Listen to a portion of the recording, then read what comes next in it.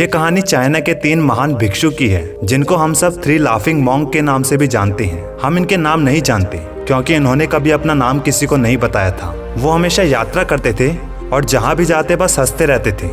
एक बार वो एक गांव के बीचों बीच खड़े होकर जोर जोर से हंसने लगे। वहाँ के लोग शुरू में उनको हंसता हुआ देखकर उन्हें हैरानी से देखने लगते, लेकिन जब वो रोज उनको जोर जोर से हंसते हुए देखते तो वो खुद अपनी हंसी नहीं रोक पाए और धीरे धीरे ही सही उनके साथ हंसने के लिए भीड़ जमा होने लगी। और फिर एक दिन उनकी हंसी पूरे गांव के चेहरे तक पहुंच गई। ये वो पल था जब वो 3 भिक्षु दूसरे गांव पहुंचे। उनकी हंसी ही उनकी प्रार्थना थी, क्योंकि वो किसी से एक शब्द भी नहीं बोलते थे। वो बस हंसी का माहौल बना देते थे। पूरे चाइना में उनको प्यार और इज्जत मिलने लगी। इससे पहले वहाँ के लोगों ने कभी ऐसा स्पिरिचुअल गुरु नहीं देखा था। उनका मानना था कि जिंदगी को एक हंसने का सुनहरा मौका मानना चाहिए, बजाय इसके कि रोज पाने खोने के चूहा बिल्ली के दौड़ में लगे रहने के। इसीलिए वो कई सालों तक अलग अलग गाँव में जाकर पूरे चाइना में हंसी और खुशी फैलाते। फिर एक दिन ऐसा आया जब एक गाँव में उन तीनों भिक्षु में से एक की मृत्यु हो गई। वहाँ जैसे ही गाँव के लोगों को ये बात पता चली, गाँव के लोगों की भीड़ जमा हो गई ये देखने के लिए कि मॉन्क की मृत्यु पर बाकी के 2 मॉन्क कैसा रिएक्ट करते हैं। वो ये उम्मीद कर रहे थे कि बाकी के 2 भिक्षु आज हंसने के बजाय उदास होंगे या रो पड़ेंगे। दोनों मॉन्क जिंदा और एक की मृत्यु।